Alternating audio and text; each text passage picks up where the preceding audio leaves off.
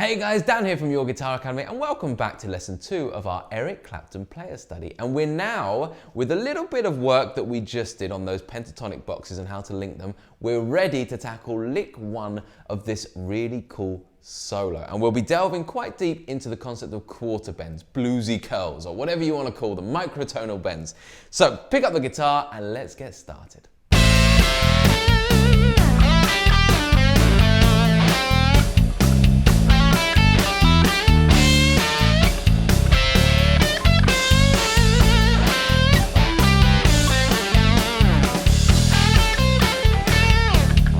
Hey everyone, if you've just tuned in, then please remember that you can find the full write-up, including the fretboard diagrams, the tabs, the backing tracks, and everything else over on the website. The link will be below the video in the description. Plus, if you're on YouTube, then please do like and subscribe to the page. Leave us a comment. We do our best to get back to every single comment that you guys make. Thanks. Okay guys, so this lick sounds like this, and I'm gonna whack on the bridge. So I've got the kind of like my Clapton woman tone. I've got the tone row right back. So I'm literally on the bridge pickup. The tone is basically on 0. It's about 2, I would say. And I've got full blown Marshall stack via the Kemper.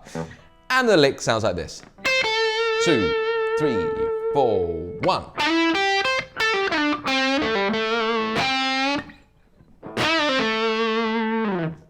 And there it is, okay? So what I'm gonna do is I'm gonna do that lick again, but I'm going to do it nice and slowly against this beat, okay? So really just finding where this works across the beat. And we'll come back to this once I've talked through the lick.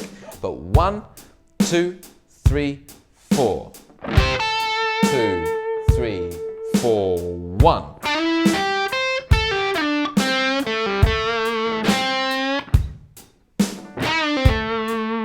Okay? So, let's kind of take you through this lick, okay? So you will have noticed, hopefully, after what we did in the last lesson, that we have kicked off in box 2 of that A minor pentatonic. And we've kicked off there, and here's the really cool bit, right? You now know, or are learning, that this is the flat third to the root. Classic, okay? Really nice sound when you go from that flat third, which is kind of that kind of minory, unresolved kind of sound, and then you hit the root. It's a really nice mini resolve there. So nice, you'll see that a lot. That kind of thing, okay? So all I'm doing there is literally first finger on the 8th fret, and then I'm grabbing the root note, so that's the 8th fret, the 10th fret, sorry. And I'm doing it with my 2nd finger, but you can do it with your 3rd, you can do it with your 1st, whatever finger feels right to you. For me, normally the reason I would grab it with my 2nd finger is because it's good for vibrato. 3rd finger is really good for vibrato as well. You know, I might want to do that. But the key thing here is we're looking for quite wide rock vibrato, okay? So if you listen to it with a bit of gain, that's the sound we're trying to achieve, okay? And let me kind of just walk you through how you might achieve that. Vibrato is one of those topics whereby everyone has their own little flavor with it. All the best guitarists in the world, they all do it just very slightly differently, okay? But here we're trying to emulate a kind of rock sound. Like Clapton was one of the original rock players. He took the blues and made it like rocky kind of thing. So, you know, he's got quite wide vibrato, especially in Cream. So basically, when I get to the note, I've got all 3 fingers on the string, or if I'm using my 2nd finger, 2 fingers on the string. And typically they're just spread fret by fret. They don't have to be, they can all be kind of crunched up like that, you might see. But the main thing is that the 3 fingers are on the string. And if I'm Clapton, so when I'm studying Eric Clapton, I noticed when I was a kid, he's got his thumb over the top. Now you don't have to do that. If you're comfortable with the thumb at the back and you can do vibrato like that, then be my guest. But for me, it has to be over the top. So it creates a kind of clamping position. And when I'm in that position, I've got a lot more control over what I'm doing with my 3rd finger or whatever finger it is holding the actual note.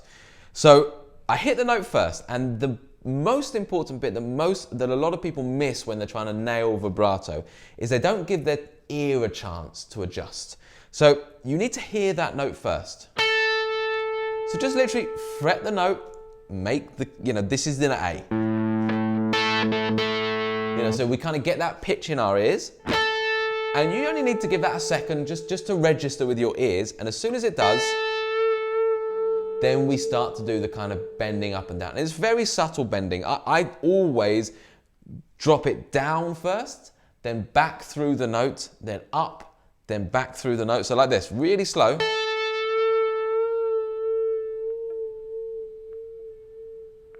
So you can hear, there's the note. I go down, up, down, up. Okay?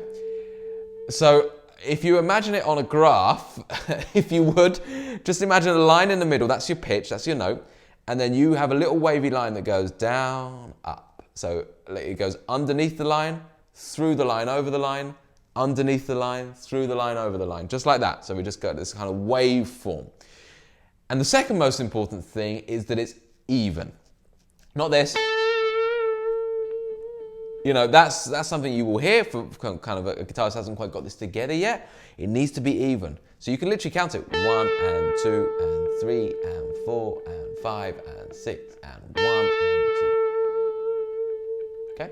Now don't go too much away from the note. You know, don't actually bend it so it goes up a tone or anything, a semitone or anything like that. Just a little nudge.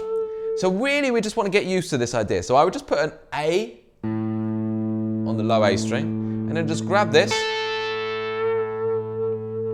Just try and get that effect, okay? So the vibrato is a big deal, I would say here, and it is good to practice with a bit of gain because you get to hear a little bit more of that vibrato go on and on. So you really get to feel for how that should sound. But don't get frustrated by that because vibrato is something that does take time to really sit and develop, okay? So just keep working at it. Every time you pick up the guitar, and it just gradually, you'll refine it. Use your ears are your guide. So that's our first lick, as it were, that little bit. 2, 3, 4, 1, so it lasts for the whole bar. And then we do this. It's a bit more of a chunky lick, all right? And what we're doing is we're starting with that slide. So we're starting with that, we've talked about it already in the last lesson, that link between shape 1 and 2, Clapton uses it all the time. So we're going to go from basically the 4th degree of the scale up to the 5th, which kind of rolls us through that blues note, which we'll talk about later in the course. So we slide up, then I do that with my second finger so I can bar my first finger against the 8th fret. I get kind of like a double sound. Okay. Then I'm going to come back to the root, pull off to the flat 7. Okay. And then I'm going to take that slide back a tone. So exactly the same as we practiced when we did this linking pattern. That's why we did it first. And you can use whatever fingers feel the most comfortable for you. You might find that you like the second finger for the slide or the third finger for the slide. Then when I hit this, when I'm back in shape 1 now, I'm back in box 1, I'm going to grab my 7th fret, sorry, 5th fret, and I'm going to give that a little bit of a curl. So basically, just as I'm about to come off of that note, you can either bend up or down, a little microtonal bend. Now, a microtonal bend is pretty much as it sounds, okay? It doesn't quite go up a semitone, which would be... Okay, it doesn't go up a tone, it doesn't go anywhere near that. It's just a bend in between semitones, okay? Something which is kind of a little bit less tangible, but is definitely there. So you just literally bend it until the sound changes a little bit. So you can hear that sound has changed. And as soon as it changes, and this is the crucial part of any of these kind of bends in the blues, you need to stop it dead. Okay, so you either stop it dead or you play the next note. So you might say, or. Either way, you do not want to hear it for very long, and you certainly don't want to hear it come back down. You know, that would be more in the realms of a vibrato kind of thing. So you hear it go up or down. You know, you can, like I said, you can bend this, whatever feels more comfortable for you, you can bend it down or up. And in different situations, I'll definitely do both. So there's no kind of hard and fast rule there. And as soon as I hear it go up, slightly change, I'm going to then play that root note on the 7th fret of the D string. And that in itself, by playing that, you will naturally then, lose the sound of the G string. So, okay, just without having to do too much. So we've got this. And just to finish this lick off, we're going to pull off there, okay, to the 5th fret, back to the 7th fret, okay. And that is almost the end of the lick. So just up to that point.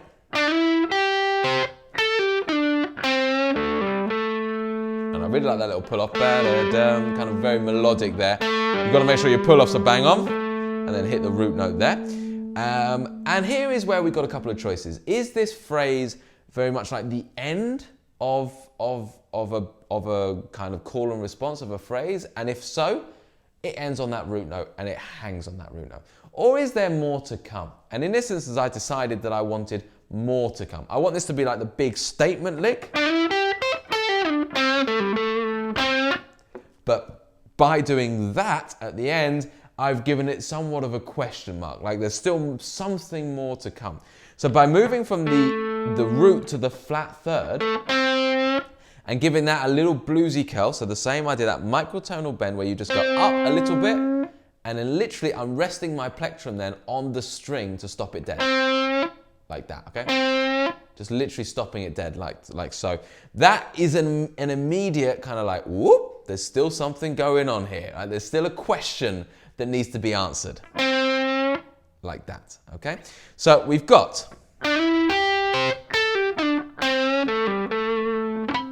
Oh, I missed it there.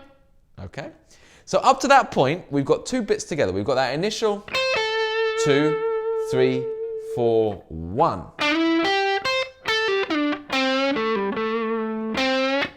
Okay. And to finish off the lick, we go like this. Okay. Nice kind of end of the phrase. And it ends the phrase nicely because we resolve to that root note. Okay. It's a little kind of throwaway lick. I really like this kind of when Clapton does those little boom. It's very, very well phrased. Clapton is beautifully known for just, even though he's playing at, it seems like 100 miles an hour, there's always space. It's always phrase. It's just that deep rooted blues phrasing that is so within him when he plays that even when he's playing in a band like Cream where it's 100 miles an hour, he's still able to do that. It's really impressive. Something I think we can all learn from. When to stop, when not to play, basically. So yeah, we're going to do this cool little bend. So literally, we're going to bend up the 7th fret on the G string up a semitone. So it's like up to a blues note, which is next door. Then pull off, back to the flat third, and then hit that root. Now it all happens quite quick. You go up, down, off, and hit the note. You might want to start at that kind of speed. But as you get comfortable with that physicality, you then, you get to that kind of level. That's where that lick needs to be, okay? So that's the whole lick, and as you can see, it's really cool to be able to know where your flat thirds are, your fourths, your fifths, all that kind of stuff as you're playing through it. It makes a lot more sense, doesn't it, when you're doing it? And there's loads of techniques in there. That quarter bend, that microtonal bend, that bluesy curl, whatever you want to call it, that will come up all the time through this course. So spend the time now learning that, getting that feeling right with you and actually hearing that correctly, because that will make the difference between something that sounds like okay and something that sounds amazing. Okay, so I'd stick with that. So just before we go on this lesson, let's do the beat nice and slowly. We'll run through this lick a couple of times with that beat. Okay, and I'm going to put the bit more gain on, and we're just going to kind of roll through it about 3 or 4 times. So with me, 3, 4, 2, 3, 4, 1, and 3, 4. Okay, so a couple of things to point out. The first lick, obviously, the first bit of the lick comes in on the 1. The second part of the lick comes in on the 1 and 1 and. And then the third part of the lick comes in on the 4 and. 4 and. 4 and. okay? Like that. So have another listen, bearing that in mind. 2, 3, 4. 1, 2, 3, 4, 1. 3, 4. Now it's actually 4. Let me just make sure I get this right. 3, 4. Yeah, 4 and pretty much. So it's just, it feels like it pushes in because of that. Okay, so it doesn't come in on the 1 nor the 4, 4 and like that. 4, down, down, like that. Okay, so you really push that in. So that's what you've got to learn first. Do kind of learn this smart. Okay, so one phrase at a time, really get every ounce of juice out of it. If you learn it like that, you will be thankful in the long run rather than just running through it. So take a whole day, take 3 days, take however long you want with that one lick, get it to a nice slow beat, and then come back in the next lesson where we'll tackle the next one. All right, guys, thank you so much for watching that. Remember, please do like and subscribe to the YouTube channel, as well as leave a comment and we'll get back to you as soon as we can. If you want the next lesson, you'll find it right here. If you're looking to start the whole course from scratch, you'll find the playlist right here. See you next time.